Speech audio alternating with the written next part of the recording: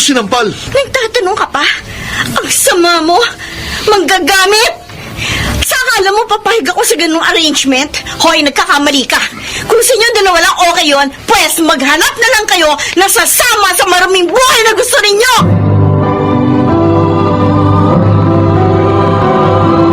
Handog ng DZRH ang tula sa kanyang panahon. Kahit saang aspeto ng buhay, importante ang mahinahong pagpapasya at katapatan upang maiwasan ang may masaktan. Pakinggan natin ang naging karanasan ni Michael sa ating dulang sa kanyang panahon. Talaga, pre? Sinagot ka na ni Ella? Oo, sabi Tyrone. Kaya nga ang saya ko eh. Nagbunga rin ng 6 na buwan na pagtitigaan mo, ha? Tama ka.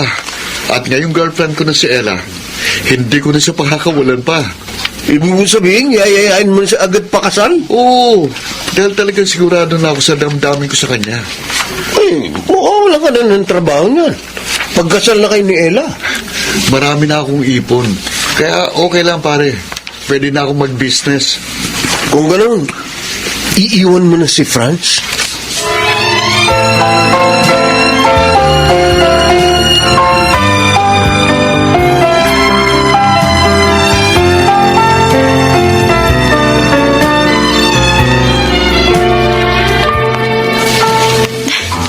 Binigla mo naman ako, Michael. Kasi 1 buwan pa lang ang nakakaraan ng sagutin kita eh. Ngayon, niyayaya mo na akong pakasal? Ayaw ko kasing mawala ka pa sa akin eh. Gusto ko, habang buhay ka nang makasama. Pwede bang pag-isipan ko muna? Bakit, Ella? Hindi ko ba sigurado sa damdamin mo sa akin? Hindi naman sa ganun. Ayaw ko lang nagmamadali sa pag-ibig. Lalo na sa pag-aasawa. Sagrado yun eh. At panghabang buhay. Pero, Ella... Sige na, Michael, please. Diba, may kasabihan nga tayo, ang taong lumalakad ng matulin, kung matinik ay malalim. Kaya dapat, huwag tayong magmadali, para huwag tayong matinik.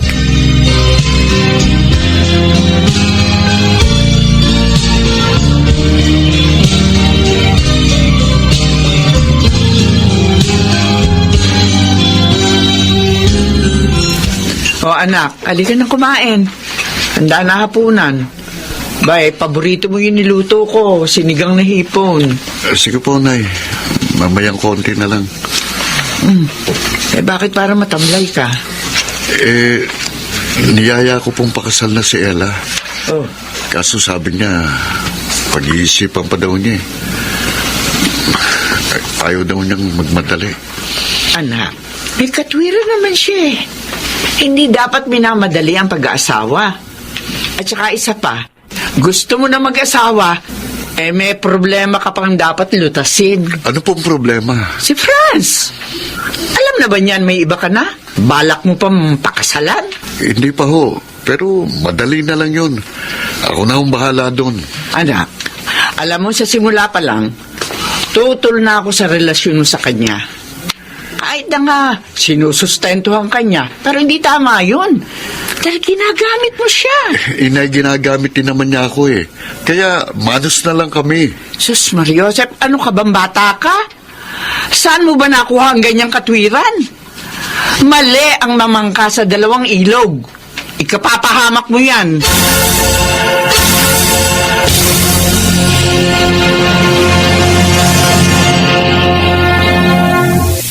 Hindi, Michael. Sabihin mo nagbibiro ka lang. Sorry, Franz, pero totoo narinig mo eh. May girlfriend na ako. At bala ko na siyang paksalan. Huwag mo naman gawin sa akin ito, Michael. Mahal na mahal kita. Sinikap ko rin namang mahalin ka. Kaya nga, babae pa rin ang natutuhan kong mahalin. Patawarin mo sana ako, Franz. At sana, kalimutan mo na lang ako. Hindi ko kaya mawala ka. Mamamatay ako. Huwag naman. Malulungkot ako kapag nangyari yun. Siyempre, may pinagsamahan na rin tayo. Naku, kung ganun, huwag mo akong iiwan, please. Huwag mo akong iiwan. Payag ka ba na maging dalawa kayo sa buhay ko? Oo, payag ako. Huwag ka nang mawala sa akin. I love you so much, Michael. I love you. Oo, sige na. Kung ganun, magkasundo tayo. Ililihim natin kay Ella ang relasyon natin. Okay ba sa'yo?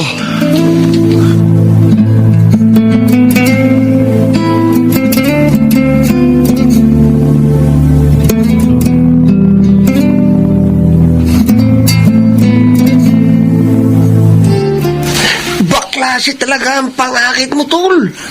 Bilib ako. Akalain mo napapayag mo si Franz ang dalawa sila sa buhay mo? Nagulat din ako sa naging pasyon niya, Tyrone. Talaga nga palang sobra siyang patay sa akin. Pero naisip ko, advantage ko yun eh. Dahil hindi ako mawawala ng dilihensya, di ba? Oo nga. Kaya lang, paano pag nalaman ni Ella? Oh, papayag din kaya siya? Papayag din yun. Wala naman siya magagawa eh. Dahil kasal na kami.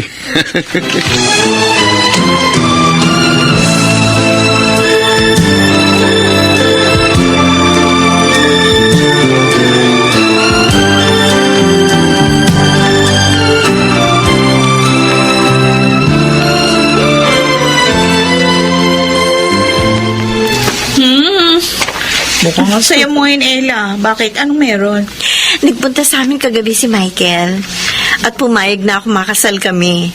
Kaya ikaw, mag-ready ka. Dahil kasama ka sa abay namin. Ha? Oh, bakit parang hindi ka masaya para sa akin, Rhoda? May natuklasan ako tungkol kay Michael, ano? Natuklasan? Oo. Ano yun? May iba siyang karelasyon. Hindi, baka nagkakamali ka lang, Ay, Rhoda. kitang-kita ko yung paglalambingan nila doon pa mismo sa bakuran ng karelasyon niya. Kasi kapitbahay ng pinsan ko. Nagkataon na doon din ako sa bakuran ng pinsan ko. Kaya nakita ko lahat. Rhoda, nalaman mo ba kung sinong karelasyon niya? Sorry, Ella, ha, pero ayoko masaktan ka eh. Kailangang malaman mo ang totoo habang maaga pa. Bading! Ang isa pang jowa ni Michael. Ha? Pumapatol siya sa bakla!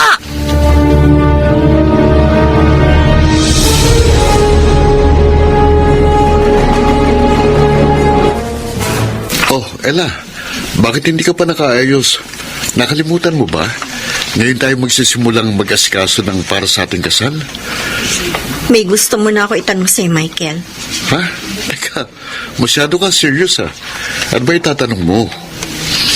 Anong trabaho mo? Ha? Mula kasi noon, hindi mo nabanggit sa akin ang tungkol sa trabaho mo. Importante pa ba yun? Oo, dahil magiging mag-asawa tayo. At hindi tama na may lihiman tayo. Anong trabaho mo? Kuwan, sa isang opisina. Mataas ang designation ko doon kaya magandang buhay namin. Anong company? At anong designation mo doon? Ha?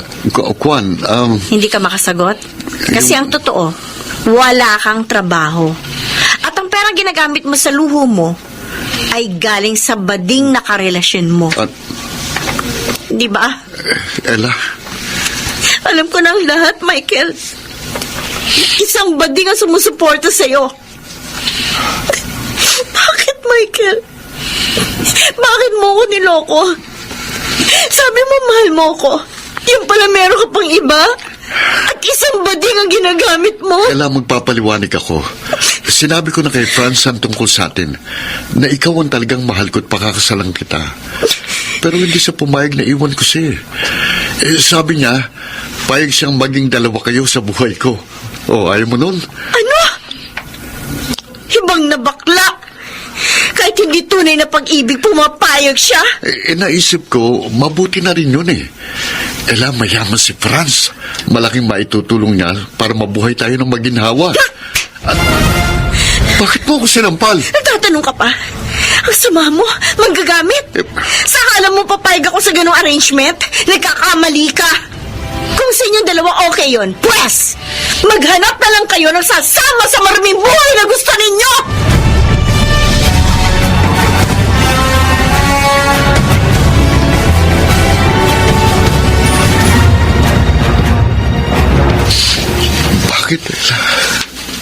bakit kailangang iwan mo ko? Michael? Anak, ano ba problema? Bakit ka naglalasing? Nay, Si Ella ba? Nag-away kayo. nalaman po niyan tungkol sa amin ni Franz. Ha? Sinabi ko sa kanya na payag naman si Franz kahit na maging dalawa sila. Basta't huwag ko lang siyang iwan. Pero lalo lang naggalit si Ella. Ano nga ba inaalala ko eh? Kaya nga noon pa pinagsabihan na kita. Nakipag-break na po siya sa akin dahil hindi na matutuloy ang kasal namin ni Ella. Iwan mo na si Franz, anak. Ayusin mo na yung buhay mo. At saka humingi ka ng tawad kay Ella. Malay mo, patawarin ka niya.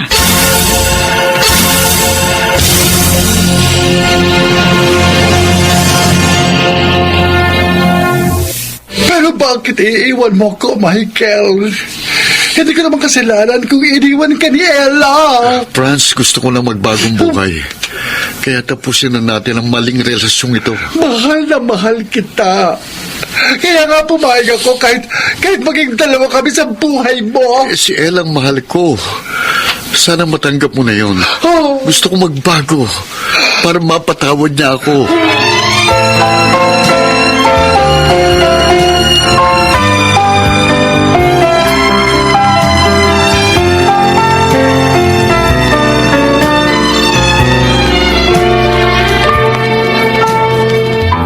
Anong kailangan mo, Michael? Patawarin mo na ako, Ella. Iniwalayan ko na si Franz. Dapat ginawa mo yon para sa sarili mo. Dahil mali ang relasyon ninyo. Ginamit mo siya. Sinamantala mo ang pagiging hibang niya sa'yo. Niloko mo kaming dalawa. Oo, inaamin ko. Maling-mali ako. Kaya nga gusto ko na magbago. Kaya sana bigyan mo ko ng pagkakataon. Patawarin mo ako, pakiusap. I'm sorry, Michael. Dahil sa nalaman ko, nawala ang pag-ibig ko sa'yo. Hindi. Huwag mo sabihin yan. Mahal na mahal kita. Sana ituloy mo pa rin ang pagbabago. Upang balang araw, makatagpo ka rin ng magmamahal sa'yo.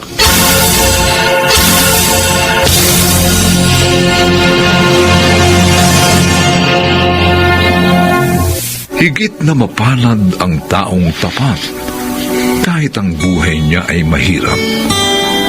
Sapagat ang tunay na kaligayahan ay kanyang kakamtin sa kanyang panahon.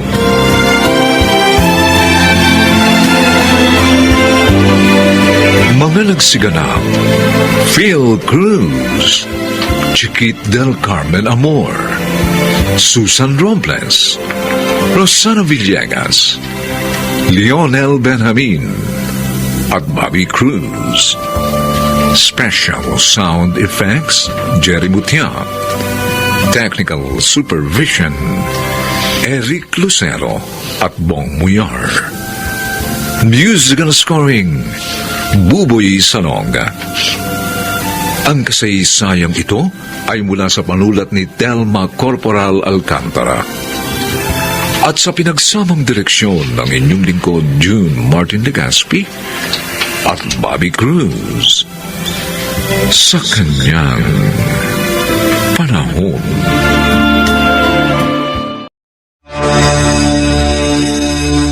Kaibigan kong lola nyo. Kaya ako siya tinutulungan. Kung bakit kasi ayaw niyang sumama sa trabaho ko eh. Kung sumama na ba siya, edi hindi kayo nahihirapan ng ganyan. Kumbinsihin nyo nga ang lola nyo para matapos ng paghihirap nyo.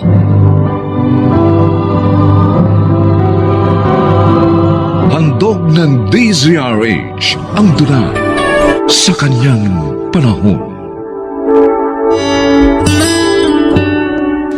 May mga pagkakataong nagiging responsibilidad rin ng isang magulang maging ang kanyang mga apo, lalo na kung ulila na ang mga yon. Mga kaibigan, narito po ang naging karanasan ni Iska sa ating dunang sa kanyang panahon.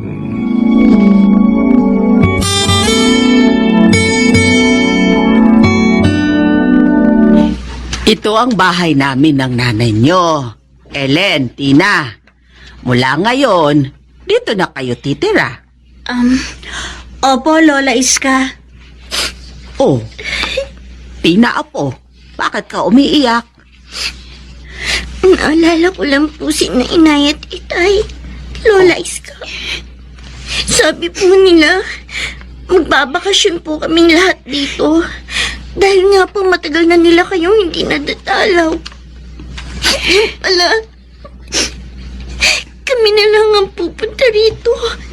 Kasi nga patay na sila. Kasalanan ng kaskaserong driver na sinakyan nila yun eh. Kaya tayo maagang naulila sa mga magulang natin, Tina. O, siya. Huwag na kayong umiyak, mga apo. Pangako ko sa inyo, kahit wala na sila, mabubusog pa rin kayo sa pagmamahal. Dahil ibubuhos ko sa inyo ang buong pagmamahal ko. Ay, salamat dito sa masarap na ulam na bigay mo, Ingo. Tiyak na magugustuhan ito ng mga apo ko. Walang anuman yan, Iska. Kung bakit naman kasi kung kailan ka tumanda, saka pa naiwan sa iyong mabigat na responsibilidad sa mga apo mo. Oy, maiba nga pala ako. Mahigit 1 linggo ka nang hindi nagtitinda ng isda. May bago ka na bang pinagkakakitaan? Oo. At Oh. malaki ang kita ko doon. Kaya ito, nakakapag-ulam na kami ng masarap at nabibigyan pa kita. Oy, ang swerte mo naman. At hindi magtatagal, ha? Unti-unti na rin akong aasenso dahil makakaipon ako. Ano ba yung pinagkakakitaan mo ngayon? Taga, mabuti pa. Sumama ka na lang sa akin para malaman mo. Ha? Kapag sumama ka sa trabaho ko, mabubuhay na kayo ng maayos ng mga apo mo.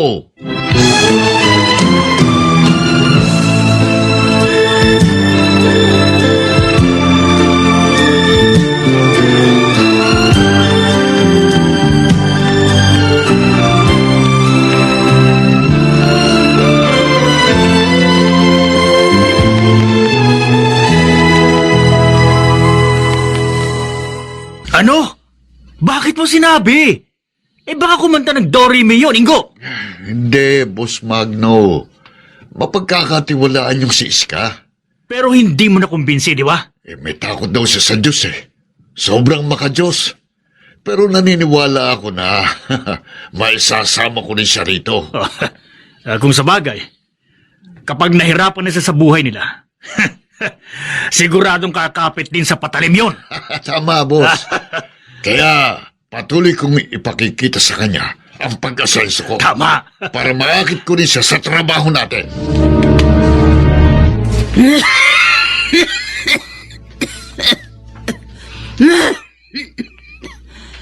Sama ng pakiramdam ko.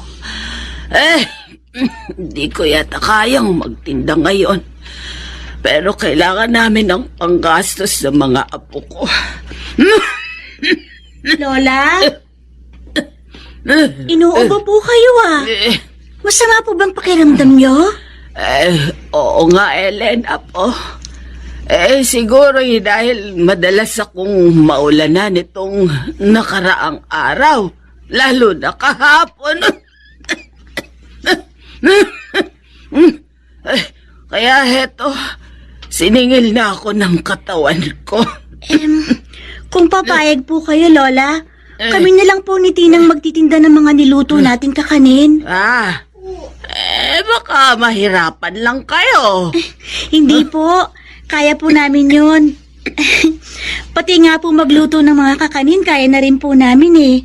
Kasi nga po, bukod sa naturuan kami ni Inay, tinuruan nyo rin po kami. Magpahinga na lang kayo dito, Lola, para mabilis po kayong gumaling. Maswerte talaga ako sa inyo, mga apo. Ang babait ninyo. Maunawain at mapagmahal pa.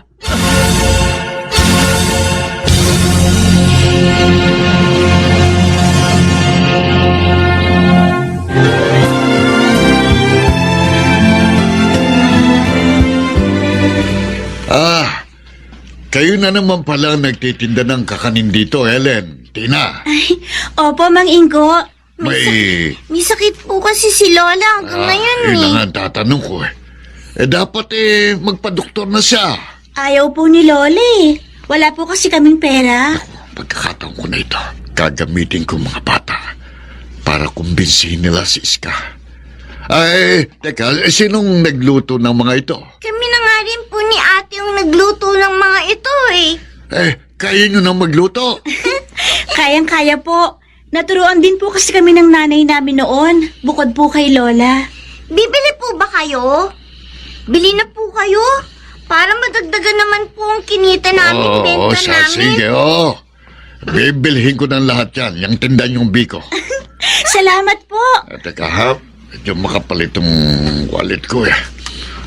Alin ba dito? Ito ang bayad ko. At sa inyo na rin ang sukle. Ay! Salamat po, Mang Ingo. 500 pesos din po ito. Baliwala lang sa akin yan. Sa inyo na ang 2 suklin yan, ha? Para may pera naman kayo. At ito naman, Sige po. itong nasa plastic bag na ito, ibigay nyo sa lola nyo. Ano pong laman nito? Ano pa, edi masasarap na dilata. Imported yan. Meron ding mamahaling noodles nang makahigop naman ng masarap na sabaw ang lola nyo. Ha? Ang bait niyo po, Lolo. Salamat po uli. Kaibigan kong lola nyo. Kaya ako sa tinutulungan. Kung bakit kasi ayaw niyang sumama sa trabaho ko kung sumasama na ba siya, di hindi na kayo nahihirapan ng ganyan.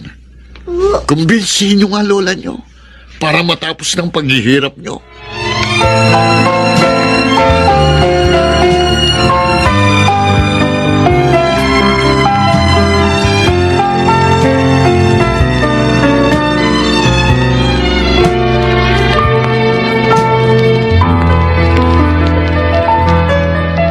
Ilang minuto na ako rito. Pero hindi pa rin namamalayan ng 2 dalagitang ito na narito ako. Kasi busy sila sa pag-aaral ng kanilang leksyon. Nakakabilib sila. Nagtitinda ng mga kakanin habang nag-aaral. Sana marami pang tulad nila na masipag sa pag-aaral. Ay! May tao pala. Kanina pa po ba kayo? Medyo iya. Kapatid mo ba itong kasama mo? Opo. Nakakabilib naman kayo.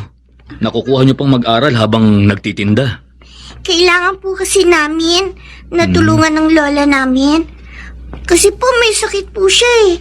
At kailangan din naman po namin mag-review para po hindi kami bumagsak sa test namin. Ako nga pala si Richard. Tawagin niyo na lang akong Mang Richard. Kayo, anong pangalan niyo? Ako po si Ellen, Sir Richard. Ako naman po si Tina, ang bunso po sa aming 2. Sabi niyo, tinutulungan niyo ang lola niyo dahil may sakit? Nasaan ang parents niyo? Patay na po sila eh. Opo. At ang lola na lang po namin ang kumukup-kup sa amin. Ano nga po palang bibilin niyo?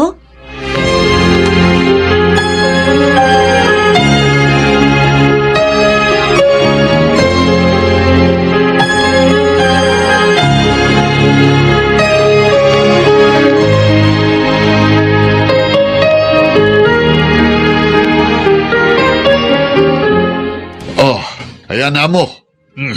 Malaki na naman ang ingreso ko sa inyo. Kaya nga natutuwa ako sa iyo, Ingo. Malakas ka nang magbenta ng droga. Nasanay na ako sa inyo Okay naman, di ba? Dahil mas malaki na kayo nakita mo. O, di ba? Siya nga pala. Kumusta yung kaibigan mo na isasama mo dito? Hindi ko pa siya nakakausap, Boss Magno. May sakit pa rin Pero pasasaan ba't may sasama ko rin siya dito? Siya nga pala. May isa pa akong ipapadala sa iyo ngayon. Ha? Sayang din to. Dagdag kita mo.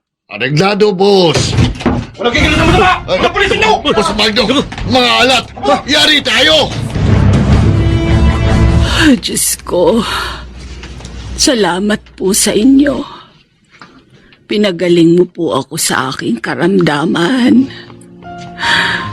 Pinahira mo pa po ako ng buhay at lakas upang patuloy na magabayan ng aking mga apo. Ay, sana'y tulungan mo po ako, Diyos ko, na maitaguyod ko po sila at mabigyan ng magandang kinabukasan.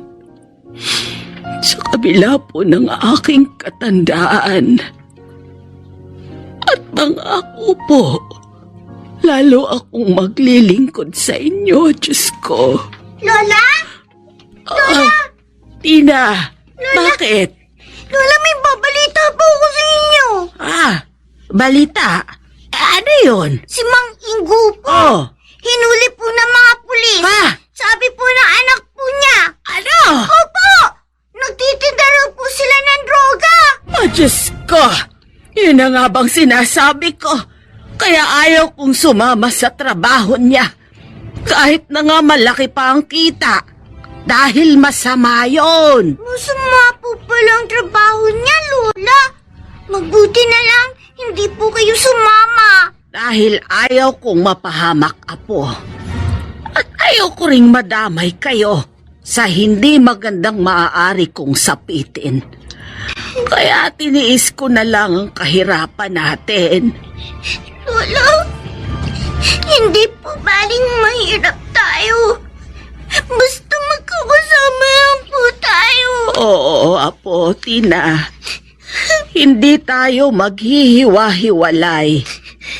At naniniwala ako, lalong hindi tayo pababayaan ng Panginoong Diyos.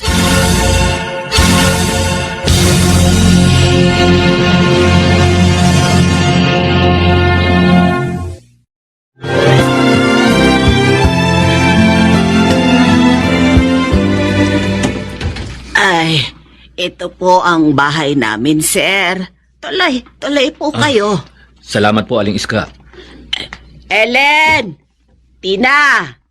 Hali kayo dito mga apo, may bisita tayo.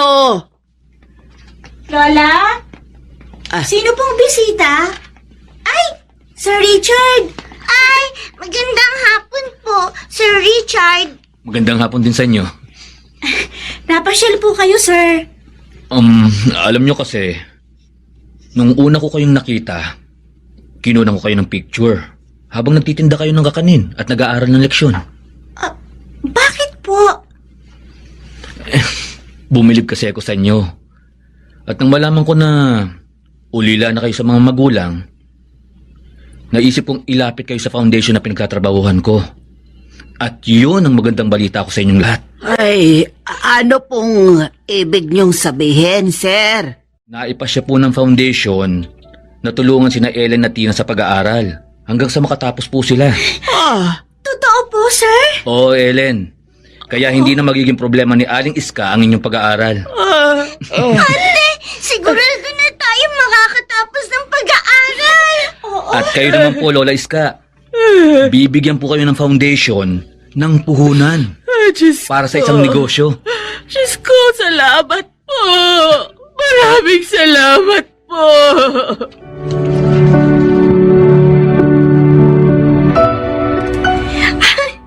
Totoo, ate? Ay, oo, Tina. Isa na akong certified public accountant. Ay, binabati kita, Apo. Congratulations, ate. Ang galing mo.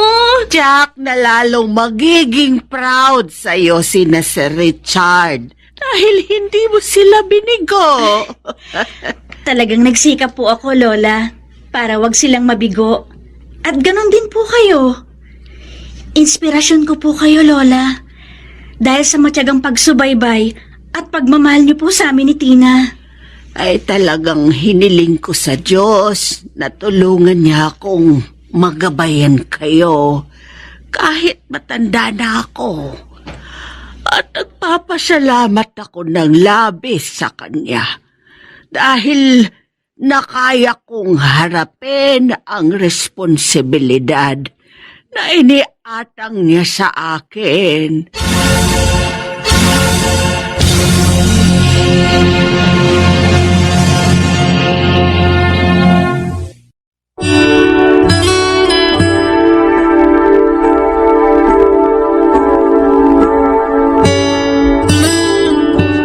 Dinirinig niya ang di nagsasawang manalangin. Ipinalalasap ang tamis ng tagumpay sa kanyang panahon.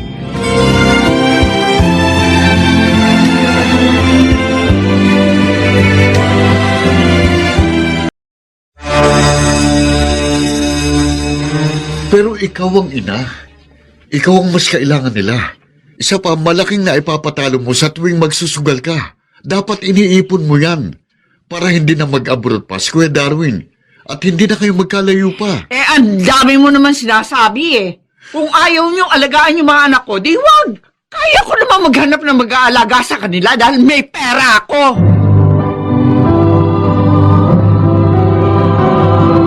Handog ng DZRH ang tula sa kanyang panahon. Marami ang naaakit na makipagsapalaran sa ibayong dagat. Ito ay sa paghahangad na makalasap ng maginhawang buhay. Pakikipagsapalaran na magkakaiba rin ang bunga sa buhay ng tao. Mga kaibigan, narito po ang naging karanasan ni Edmar sa ating dunang sa kanyang panahon. Ang dami naman itong mga binigay niyo sa akin, Ate Tricia, Kuya Darwin. Okay lang yan, Irma. Marami namang uwing dilata at tsokolate itong asawa ko eh. Tricia, ipagbalot mo rin si Irma ng mga inihanda mong pagkain dahil sa pagdating ko. Ay, sige. Oo, Darwin. Ay, salamat ng marami, Ate. Kuya. Ayos lang yun. Siya nga pala. Sabihin mo kay Edmar, baka gusto niyang sumama sa akin sa pagbalik ko. Wala siyang gagastusin. Tutulungan ko siya. Totoo, Kuya? Oo. Sure naman ako na pag nandun na siya, matutulungan niya ako sa problema ko kay Mina. Anong sabi mo, Kuya? Ang sabi ko, sure pa na may trabaho siya. Kumbinsihin mo si Edmar, Irma.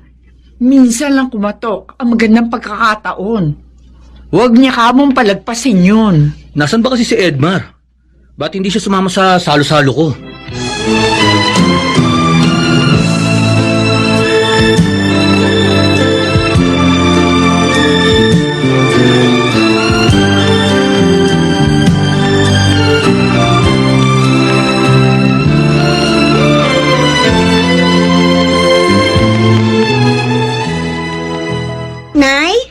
Naayos ko na po yung mga ulam na bigay ni na Tita Tricia. Mukha pong ang sasarap lahat. Kakain na po ba tayo kahit wala pa si Itay? Mauna na kayo ni na Junior at Beng, Kisses. Hihintayin ko na lang tatay nyo. Narito na ako. Sabay-sabay na tayo kumain. Yes! Nandito na si Itay! O sige na. Tawagin mo na mga kapatid mo para makakain na tayo, ha? Opo, Nay. Kumusta yung counseling na sinamahan mo? Yun, masaya. Maraming napayungan sina sister at may mag-asawa ring napagkasundo. Ay, talaga? Ay, mabuti naman. O teka, kumusta naman ang handaan sa bahay ng pinsan ko? Ayun, masaya. Hinahanap ka nga nila eh. Sana sinabi mong tumupad ako ng tungkulin sa church. Oo, sinabi ko. Kaya nga bukod sa mga ulam, nagbigay din sila ng mga dilata at chocolates. Ganun ba? Oo, at saka alam mo ba,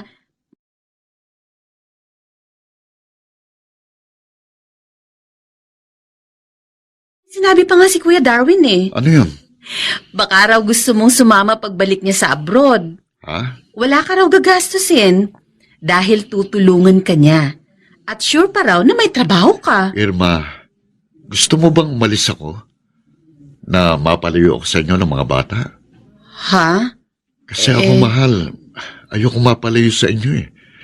Isa pa mahalaga sa akin ang tungkulin ko sa simbahan. Ayokong iwan yun. At saka kumikita naman ako sa pamamasada ng jeep. At nakakapagtabi pa ako ng konti. Okay na sa akin yun. Ang importante, kasama ko kayo. At nakapaglilingkod tayo sa Panginoong Diyos.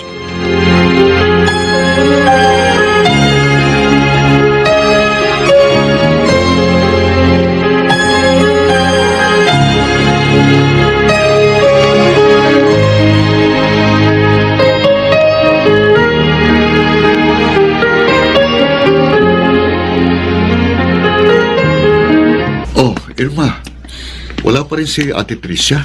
Wala pa nga eh. Nakatulog na sa paghihintay sa kanya mga pamangkin mo, kaya ayun, pinatulog ko na lang sa kwarto natin. Si ate talaga, oh. Dahil sa sobrang pagmamadyong, pati mga anak niya, napapabayaan na niya. Tinanong ko nga rin siya tungkol dyan. Sabi niya, naglilibang lang siya. Irma, marami na siyang napapabayaan eh.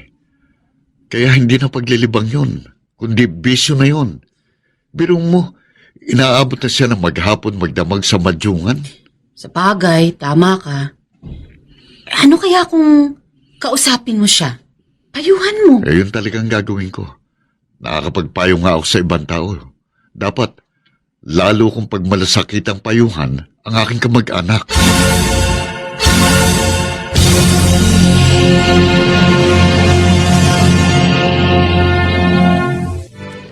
Uuwi ka na ba, parang Edmar? Ay, ikaw pala, paring Boying. Hindi pa. Pupunta pa ako sa church namin. May meeting kami. Ganun ba? Pag-uusapan namin ang pagtulong sa mga nasalanta ng bagyo. Oo, wag ka na muna magpunta sa church nyo, pre. Ha? Sama ka na muna sa amin. Saan? Birthday ko ngayon eh. Inuman tayo. Maraming pulutan sa bahay. Happy birthday, pare. Pero Thank you, pasensya thank you. na, ha? Alam mo naman, di ba? Hindi ako umiinom ng alak. Tsaka maaga akong pumapasada eh. Hindi ko magagawa yun kapag nalasing ako. Kaya ka tumatanda, pre. Masyado mo sineseryoso yung buhay mo. Huwag ka nga masyado magpakabanal. Dapat paminsan-minsan gumagawa ka rin ng kasalanan. Para naman may dahilan ng Diyos na patawarin ka. Pare, huwag ka magbiro ng ganyan, Ying. Dapat nga, ginagamit natin sa makabuluhang bagay ang buhay at lakas na ibinigay sa atin ng Diyos. Tulad sa pagsisipag, para sa pamilya natin, at sa paglilingkod sa Diyos. Naku, pare. Huwag mo na ako isama dyan, ha? Bahala ka. Huwag mo na lang akong sermonan. Sige na, umalis ka na.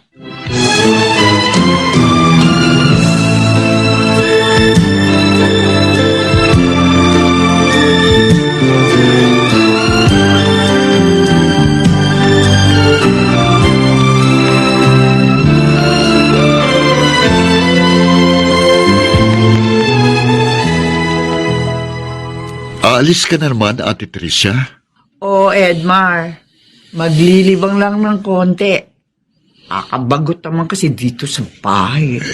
Ate, huwag mo sanang ikagagalit ang sasabihin ko, ha? Hindi kaya sobra ng ginagawa mo?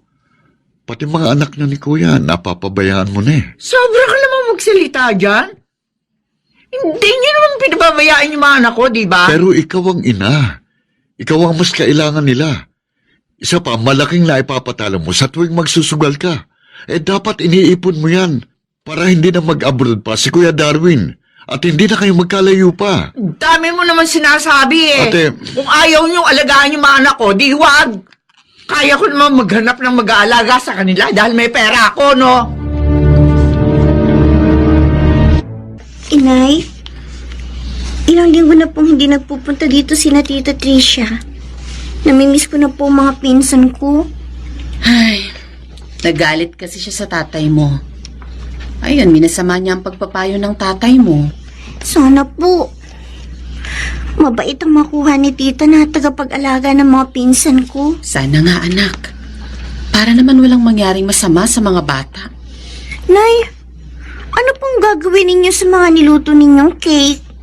Bakit po kinukunan ninyo ng picture? Ipopost ko to sa Facebook ko, anak. Malay mo, may umorder.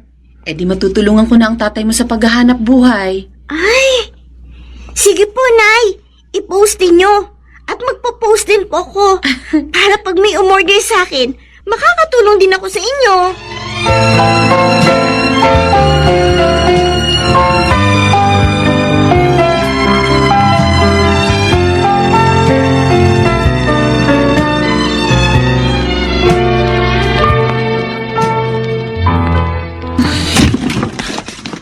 Pare? Oh, Pare, Edmar? Parang Boying. Ba't ka umiiyak? Ano nangyari? Pare, tumawag sa akin ng agency ng misis ko. Oh, Pare, misis ko. Misis ko, pare. bakit nga? Ano nangyari sa kanya? Pare, wala na siya, pare. Ano? Paano nangyari yun? Sabi, tumalon daw siya sa building na tinitira nila ng amo niya. Diyos ko. Nagpakamatay daw siya, sabi, nagtumawag galing sa agency, pare. Diyos ko. Hindi ako naniniwala doon, Edmar. Nararamdaman ko.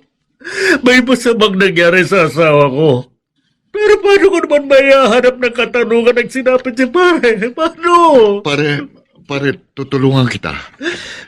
Ipagbibigay alam natin ito sa mga kinauukulan. Kasalanan ko to, pare. Hindi ako dapat naging tamad. Hindi ako dapat naging lasengko. Hindi ko dapat tinayaang mag-ibang bansa ang asawa ko para nagbuhayin kami.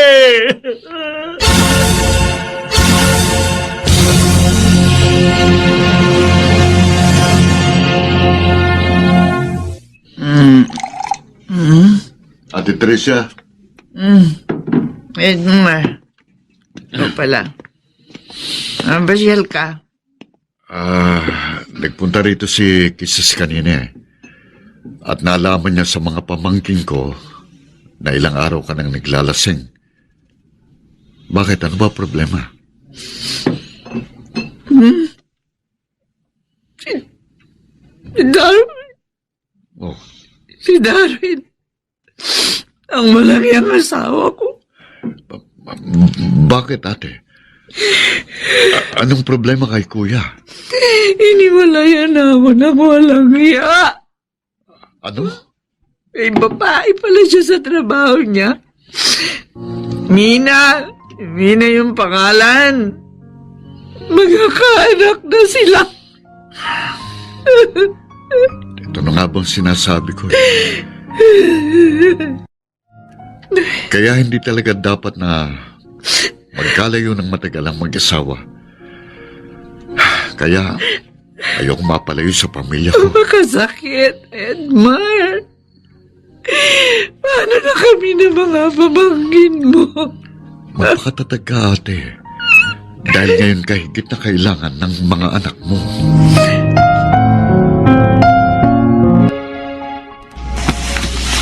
Nay? Bakit niyo po kami pinagbibihis? Itay? Anak, mamamasyal tayong lahat. Talaga po? Oo, anak. Malaki ang kinita namin sa online business natin. Kaya, mamamasyal naman tayo ngayon. At sa labas na rin kakain. Yes! Sasabihin ko po kay na Junior na magbihis na. Sige na. Irma, salamat ha. Saan? Sa pagtulong mo sa akin sa pagkita. Kaya mas nakaluluwag tayo ngayon. Kahit walang nag-abroad sa ating dalawa. Mas dapat tayong magpasalamat sa Diyos. Dahil siya ang nagbibigay ng mga biyaya sa atin. Tama ka. At ginagawa niya yon dahil kahit mahirap tayo, sinisikap nating gumawa ng kabutihan sa ating kapwa. At patuloy natin siyang pinaglilingkuran.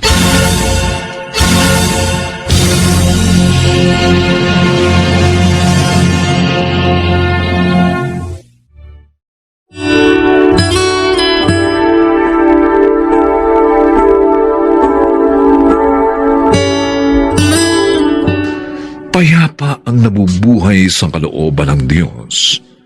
Dumanas man ang kahirapan, sila ay laging pinapatnubayang lumos. Pinatitibay at pinatatatag ang sambahayan sa kanyang panahon.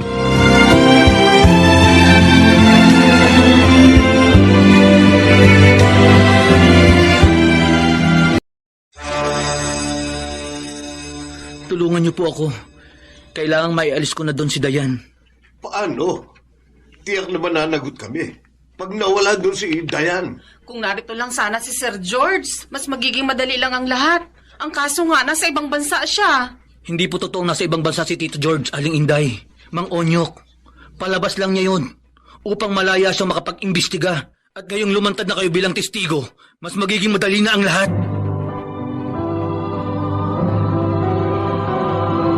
Handog ng DZRH ang dula sa kanyang panahon. May mga taong dahil sa pagkagahaman sa salapi ay nagagawang kumitil ng buhay ng kanyang kapwa. At kapag yun ay naisakatuparan na, iniisip nilang sila ay nagtagumpay na. Mga kaibigan, pakinggan po natin ang naging karanasan ni Dayan sa ating dulang sa kanyang panahon.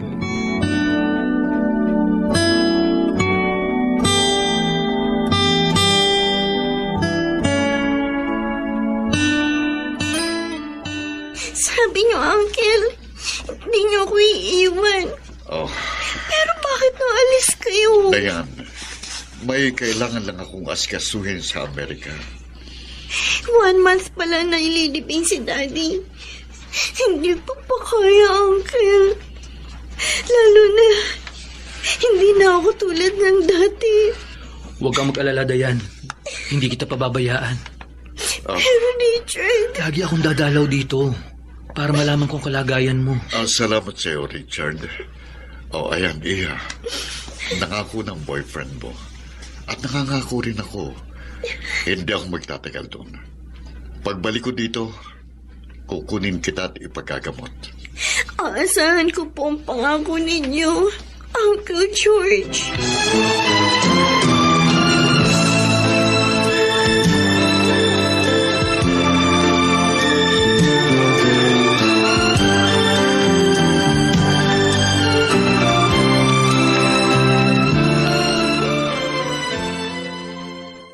Bakit po kayo nagpunta dito sa room ko, Tita Elena? Oh, may gusto sana akong sabihin sa iyo.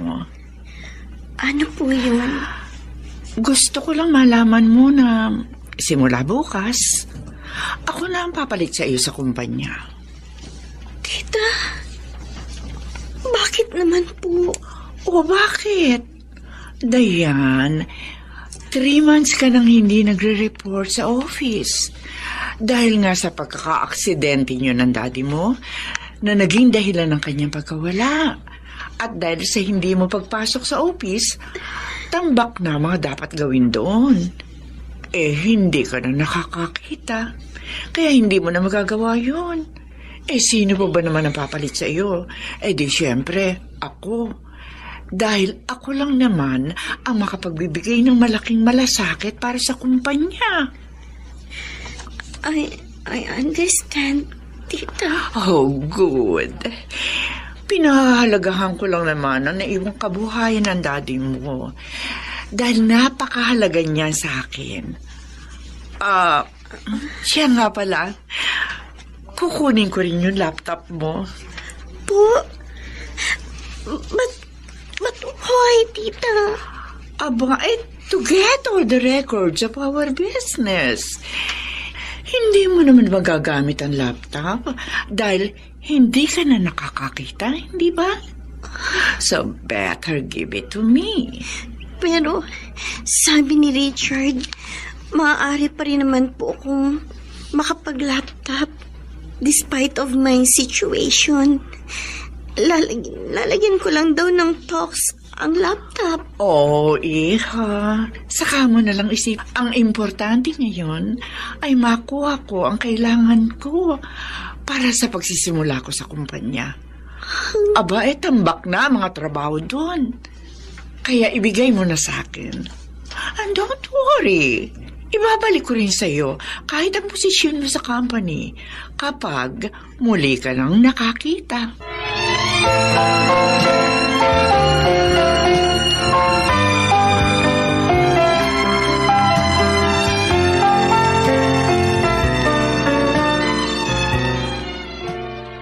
Kaya pala hindi mo nasasagot ang mga chat at tawag ko, Dayan.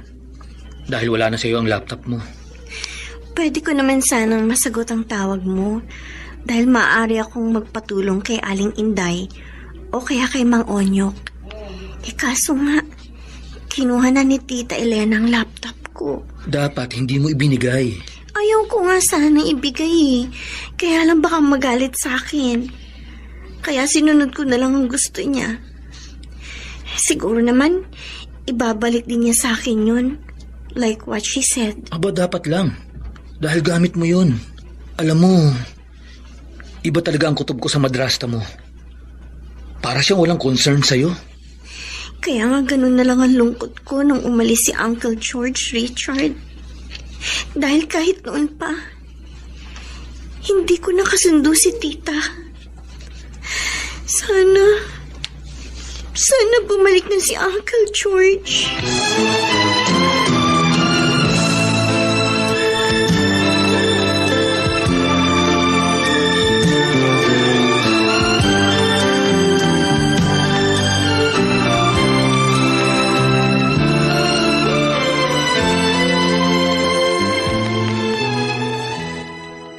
Tawag niyo raw po kami, Senyora Elena. Oo, Inday. At ikaw, Onyok.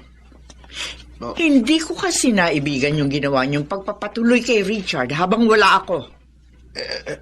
Senyora, nobyo po siya ni Dayan. At saka, dati naman na po siyang bumibisita rito. Tama. Pero yon ay nang buhay pa si Cesar, ang daddy ni Dayan. At nung narito pa si George. Pero ngayon, wala na silang lahat. At ang pinakamakapangyarihan na sa bahay na ito, walang iba kundi ako. Kaya kung ano lang ang gusto ko, yon ang siyang dapat masunod. Naiintindihan niyo ba? Opo. Sa susunod na dumalaw uli rito ang lalaking yan, huwag niyong sabihin kay Dayan, sa akin niyo lang ipapaalam. Maliwanag? Senyora? Iyon ay kung gusto niyo magtagal pa sa trabaho niyo dito. Paano po kung malaman niyo ni Dayan at magalit sa amin? Oo nga po. Yung galit ko. Doon kayo dapat matakot. Hindi sa galit ng isang inutil.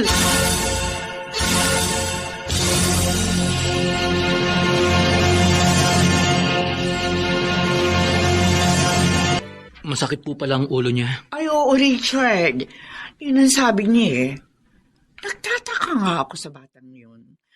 Mula na magkaroon ng kapasanan, naging irritable na. Mainitin ng ulo at lagi ba siya nakasigaw?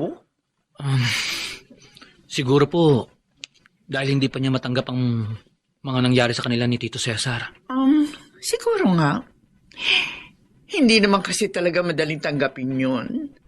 Kaya nga, hinahabaan ko na lamang ang aking pasensya kay Dayan. Anak na rin naman ang turing ko sa kanya. Sige po, tita.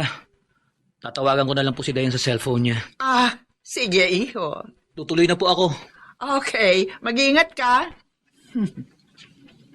Hindi na kayo magkakausap, ha, Richard? Dahil unti-unti ko siyang ilalayo sa'yo. Walang dapat maging sagabal sa aking mga plano. Hindi totoo ang sinasabi ninyo, Tita Elena. Hindi ako magagawang lukuhin ni Richard. Abay, ako man. Hindi rin ako makapaniwala, Dayan. Dahil mukha talaga siyang tapat at mabait. Pero kitang-kita namin ng amiga ko. Naku, nagsusubuan sila ng kasama niyang babae sa restaurant at nang umalis na sila, inakbayan pa niya yun. Sinungaling siya. Pinapaniwala lang pala niya ako na hindi siya nagbago kahit hindi na ako nakakakita. Ang sama niya. Kaya pag tumawag siya, huwag mo na siyang kausapin. At pag nagpunta siya rito, huwag mo na rin siyang harapin.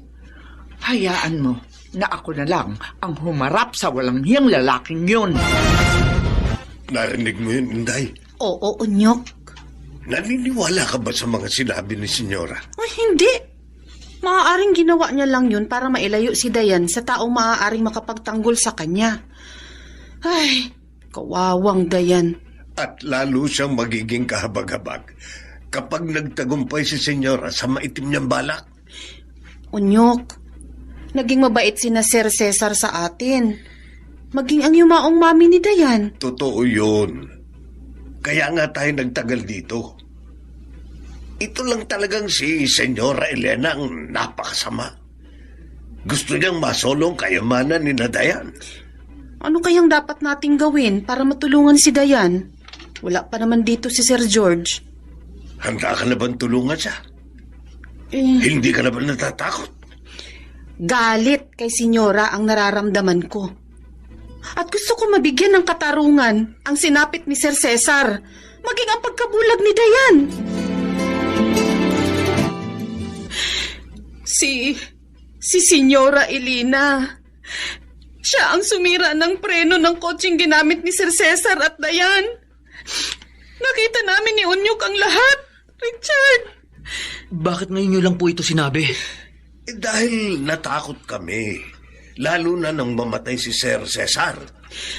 Pero naaawa na kami kay Dayan. Dahil nararamdaman namin na siya naman ang isusunod na senyora. Napakasama po talaga niya. Aling Inday, naniwala po ba si Dayan sa paninirang ginawa ng kanyang madrasta sa akin? Siyempre, nasaktan siya. Iyak nga ng iyak Tulungan niyo po ako. Kailangan maialis ko na doon si Dayan. Paano? Tiyak na mananagot kami pag nawala doon si Dayan. Kung narito lang sana si Sir George, mas magiging madali ang lahat. Ang kaso nga, nasa ibang bansa siya. Hindi po totoo na sa ibang bansa si Tito George sa Aling Inday, Mang Onyok. Ha? Palabas lang po niya doon upang malaya siyang makapag-imbestiga. At ngayong lumantad na kayo bilang testigo, mas magiging madali na ang lahat.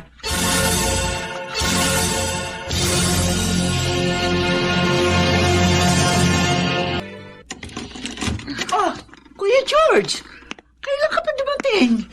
Hindi ka man lamang nagpasabi? Kriminal! Bakit mo ako sinambal? At tinawag mo pa akong kriminal? Hindi mo ba alam na maaari kitang idibanda dahil dyan sa ginawa mo? Ikaw ang may demanda na dahil sa pagpatay mo kay Cesar.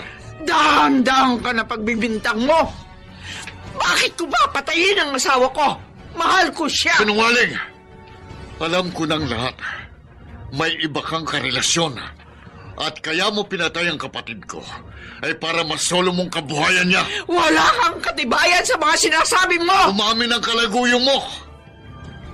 At lumantad na rin para tumistigo laban sa iyo sina Inday at Onyok. Ang nakakita sa iyo na sirain mo ang preno ng kotse ng kapatid ko. Hindi. Sige, mga mong pulis. Kunin niyo ng kriminal na ito. Hindi. Wag. Napakasakit, Uncle George. Isa palang ahas ang pinakasalan ng daddy ko. Ahas na tumuklaw sa amin. Sana pala, hindi na lang nag-asawa si daddy. Sana nga, Iya. Pero nangyari ng lahat. Wala na tayong magagawa. Magpasalamat na lang tayo na ngayon. Mabibigyan na ng katarungan ang sinapit niyo ng iyong daddy. Dapat mabulok sa kulungan ng babaeng yun. Kailangan pagbayaran yun lahat ng kanyang mga pagkakasala.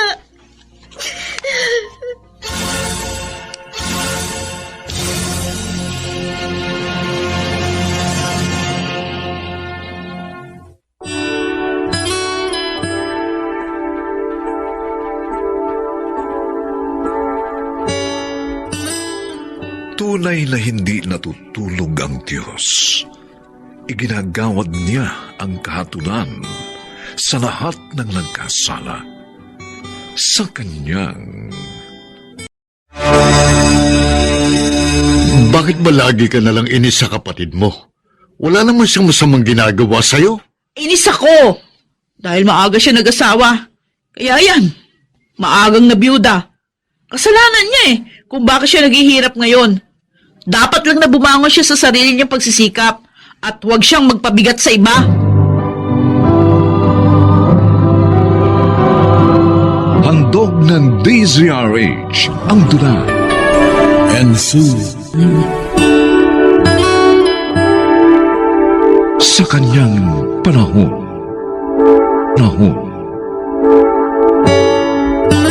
Sa pagdating ng mga pagsubok at mga problema sa buhay, ang pangunahing inaasahan ng tao upang maging sandigan ay ang kanyang pamilya. Ng hirap, ito'y hindi rin maaaring asal. Mga kaibigan, pakinggan po natin ang naging karanasan ni Sally sa ating dunang sa kanyang panahon.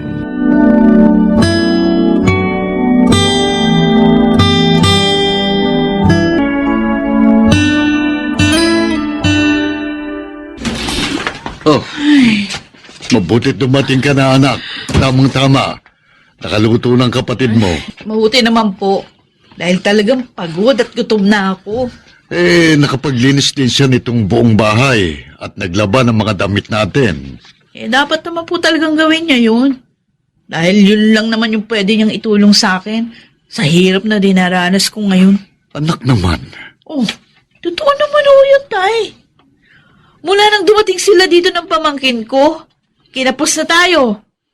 Alam naman niyang hindi malaki yung kita ko sa trabaho. Biglang pumanaw ang bayaw mo. Alam mo naman yan. At kailangan ng tulong ng kapatid mo. Ay, magpapalit na ho ako ng damit. Gusto ko na akong kumain.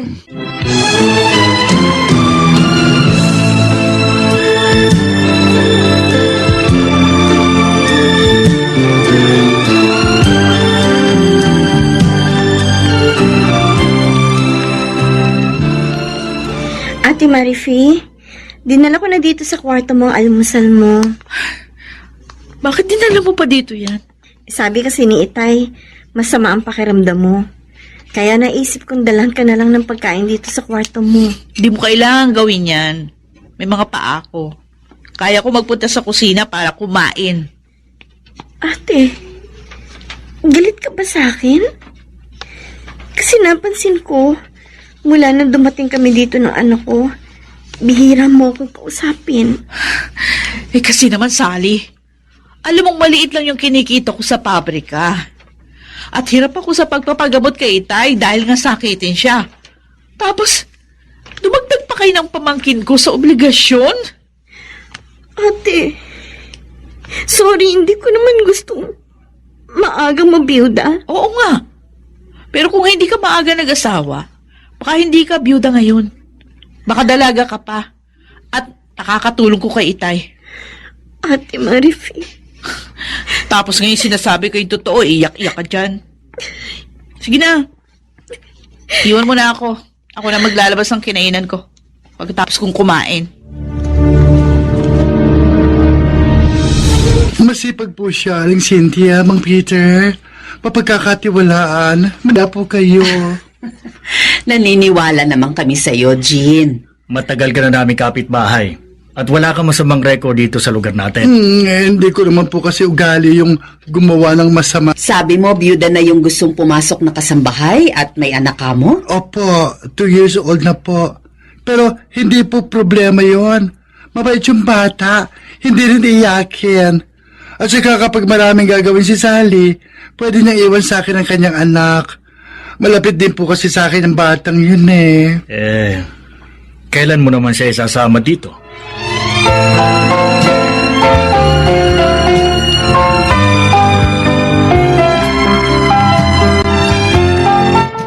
Sigurado ka ba na kaya mong maging kasambahay, Sally, anak? Kaya ko po yan, Itay. Sanay naman po ako sa mga gawaing bahay eh. Ang mahalaga, hindi na po kami magiging pabigat pa kay Ate Marifi. Pasensya ka na, anak, sa kapatid mo, ha? Huwag ka sanang magalit sa kanya. Hindi naman po ako nagtatampo.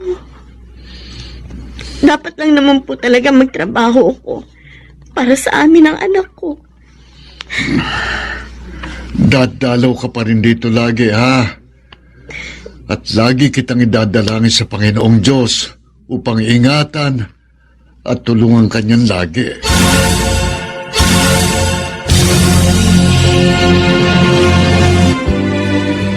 Heto na po ang merienda ninyo, Ate Cynthia, Kuya Peter.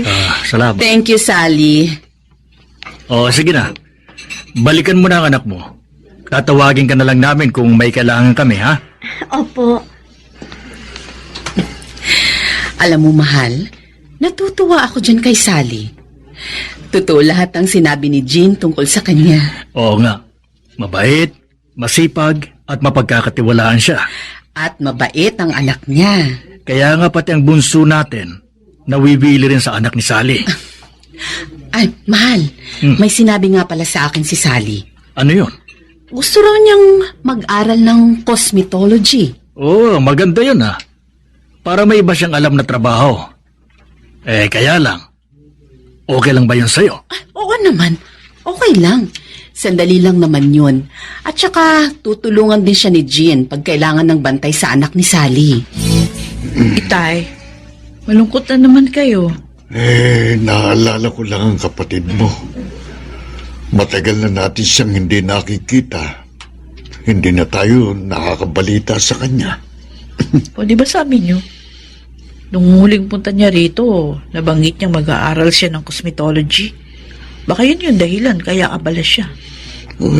Nag-aalala lang naman ako. Baka ako may sakit siya. Huwag nga kayo mag-isip ng ganyan. Ni Sally sarili niya, malaki na yun. May anak na nga eh.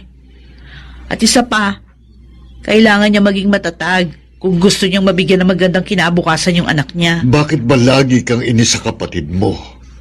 Wala naman siyang masamang ginagawa sa'yo. Iniso ako kasi maaga siya nag-asawa. Kaya ayan, maaga siyang nabiyuda. Kasalanan niya kung bakit siya naghihirap ngayon sa sikap. At huwag siyang magpabigat sa iba. Cynthia, nabanggit mo na ba kay Sally ang tungkol sa nalalapit nating pag-alis? Hindi pa, mahal. Naaawa kasi ako sa kanya eh. Jack, malulungkot siya. Dahil mawawalan siya ng trabaho. Kasi nga, sa ibang bansa na tayo titira. Tama ka. Kung mamamasukan naman siya sa iba, baka makatagpo siya ng malupit na amo. Pati anak niya pag malupitan. Ay, paano kaya natin siya matutulungan? Alam ko na. Alam ko na kung paano tayo makakatulong sa mag-ina.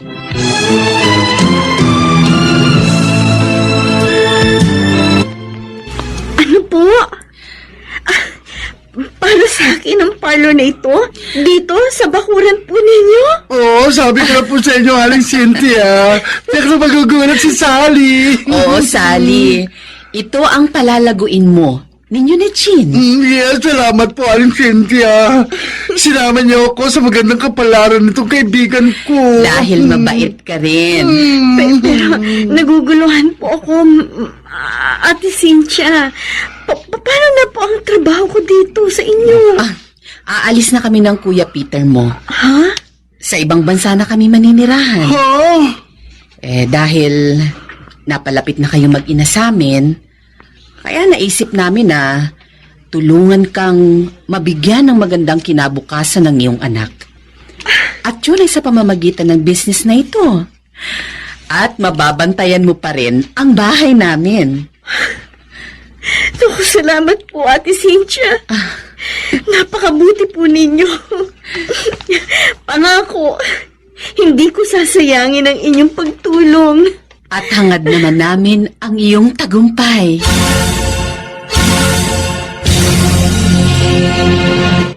girl. Malaking kita ng dalawang parlor mga yan. Eto ang ingresyo ng dalawang bading na nagmamanage doon. Salamat, Jean.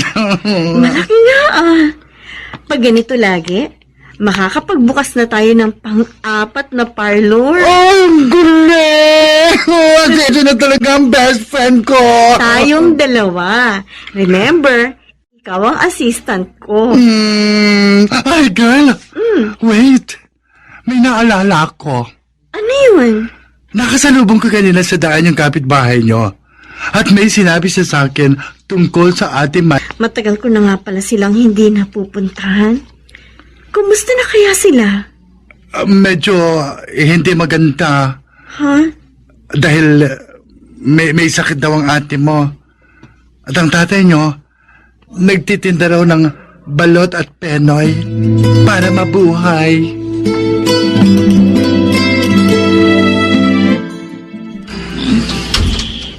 Kumusta ka na?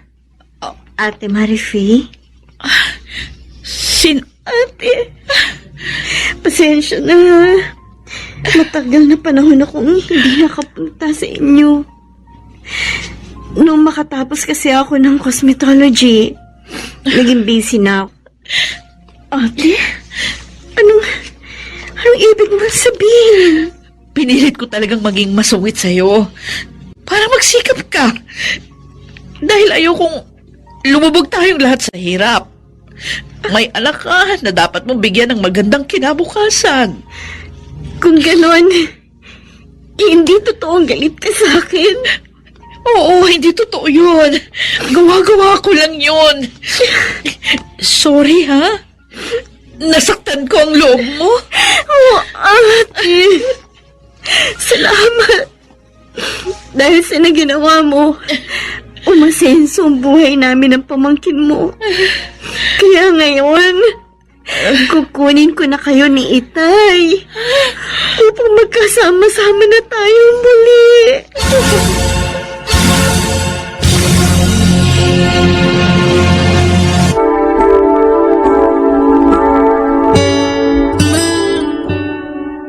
Minsan, nakatutulong ang sakit na nararanasan upang maging masigasig sa pag-abot sa magandang kinabukasan.